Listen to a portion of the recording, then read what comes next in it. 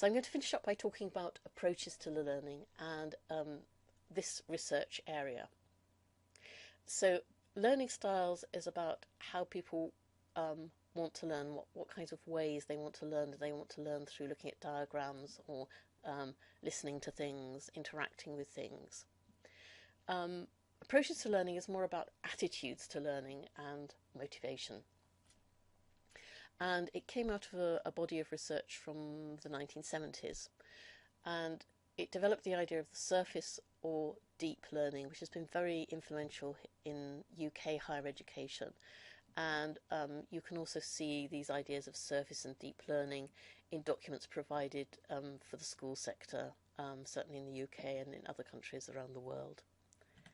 So it came out of research undertaken by Swedish researchers, Ferenc Marton and his colleagues in Gothenburg in Sweden, and also groups of British researchers and some Australian researchers. So Noel Entwistle and Paul Ramsden, I mentioned there, and Noel Entwistle is still based in Scotland.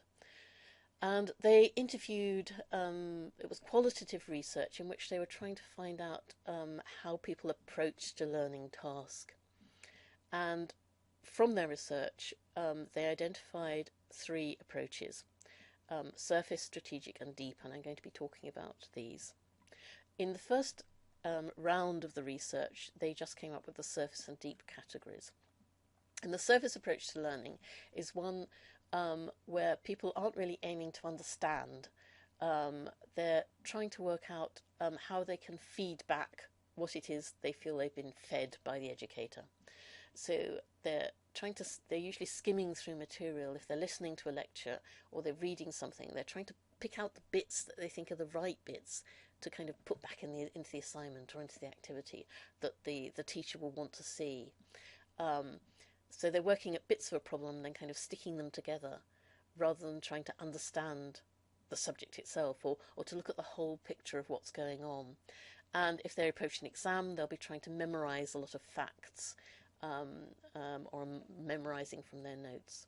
And research has shown that this approach correlates quite often with anxiety, a fear of failing examinations, and a lack of intrinsic motivation.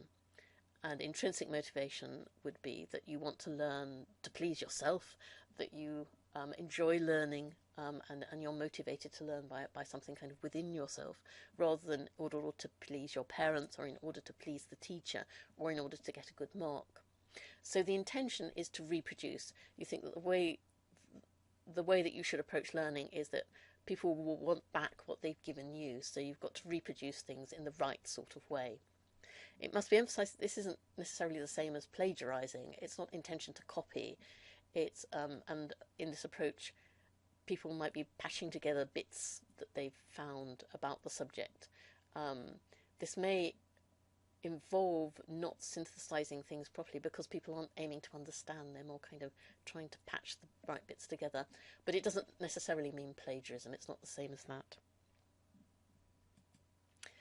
So if students have an atomistic orientation, i.e. if they read the course literature without understanding large parts of it, then also studying will be extremely boring. Consequently, students with an atomistic approach tend to acquire bad study habits.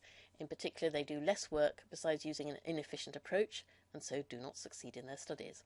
So Martin and Salio, who in one of their original papers, are also pointing out that not being engaged, trying to pick it out like this, it tends to make people anxious, but also it's not very interesting, and so this is this kind of a double problem from the educator's point of view.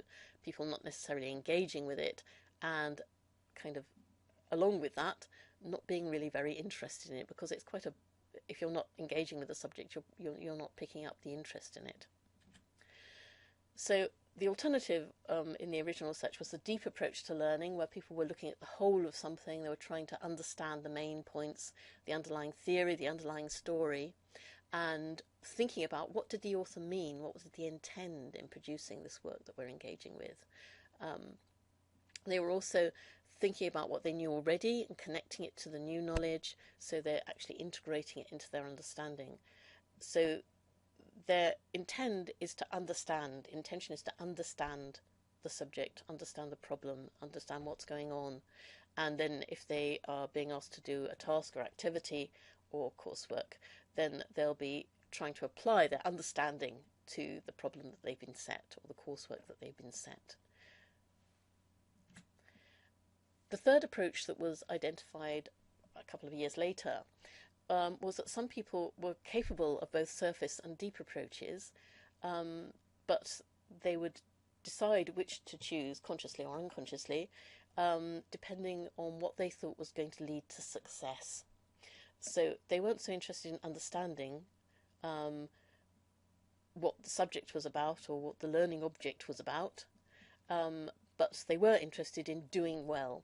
And therefore whether they took a surface and deep approach depended in part on how the course was taught. So if the course required listening to the lecturer, reading the required reading, and then kind of regurgitating particular facts in the way that the teacher had kind of framed them, then which tends to be more of a surface approach, then that's what they do. If they thought they'd have, in order to get a good mark, they'd actually have to understand more about it, be able to understand something so they could solve a problem in more problem-based learning, then they might be taking a deeper approach because they thought that's what was needed in order to succeed. And there have been some studies to show that people who take this approach may do very well in examinations. They may be very successful if they're able to kind of make the decision. As an educator, one might hope it's nicer when people are taking a deep approach, but it's understandable that people might take this approach. And one thing that's been emphasised by the early researchers, and sometimes gets lost when these things are talked about now, when you hear people talking about deep learners and surface learners as if they were always going to be learning like that, is that the learning approach isn't fixed for the learner. It very much depends on the learning context. And I've got a quotation here from Diana Laurillard, who is another one of the researchers involved in this early research. And from her research, she found that the deep-surface dichotomy does not characterise a stable characteristic of the student, but rather describes a relation between the student's perception of a task and his approach to it. The student's perception of a learning task encompasses a multitude of things. It depends on its form and content, on its relation to other tasks, on the student's previous experience, on the student's perception of the teacher who marked it, and of how it will be assessed. So there's the idea of the learner and the student thinking about of all of those elements, and on that basis making a decision about, conscious or unconscious, about how they're going to approach the learning. But the operational outcome of this combination of judgments and perceptions is an intention either to understand or to memorise, and thereby to use either a deep or a surface approach. And she wrote this before the strategic approach had been discovered, but you can see how that fits in very well with what she said there. Vermunt, a researcher from the Netherlands, also identified a fourth approach to learning from his study of people who were taking vocational courses like MBAs. And he identified a similar range of conceptions, but added this one of application-directed learning, where the focus is on the relationship between the subject material and the outside world. So he said, students with this learning pattern attach importance to learning to use the knowledge they acquire. If knowledge cannot be used, it is useless and does not have to be learned. The underlying learning orientation is often vocational. Students want to prepare themselves for a future profession, or they want to improve themselves in their current profession. So it's not the same as surface learning, although it might result in a surface learning approach. It's allied to strategic learning, but a different kind, in that it's not kind of academic success necessarily. It's looking forward to or sideways to the job that you have or that you want to have, and making your own judgment, is this relevant to it or not? And if I don't think it's relevant, I don't want to spend time on this. This can be quite challenging for an educator who might feel that they have more knowledge of the profession and that they will try and persuade perhaps the learner that yes, it is useful in the outside world, but the learner themselves might decide from their own experience that they don't think it is at that point, and whether they're right or not, that will determine whether they're going to take, what kind of approach they're going to take to an activity or coursework, whether they're going to take a very surface approach, or if they're just going to try and ignore it if they think it's totally irrelevant and there's no mark attached to it. They might say, no, I'm not doing this activity. It seems stupid. I can't see how that's going to help me in my future career. I really don't think I ought to be doing this, and so I won't. So that's another interesting approach to learning. So, to sum up, learning is complex, and there's a very large body of research and practice literature about what is learning, what are different types of learning, what are approaches learning, learning styles. And there are varying perspectives on what learning is about. Learning is affected by many factors, some of them to do with the learner, and many of them to do with the learning environment. And learners have varying preferences, so when you have different learners gathered together, they're unlikely all to have the same preferences exactly. And finally, it's valuable to reflect on your own learning preferences and approaches, and then think about whether they affect your approach to teaching.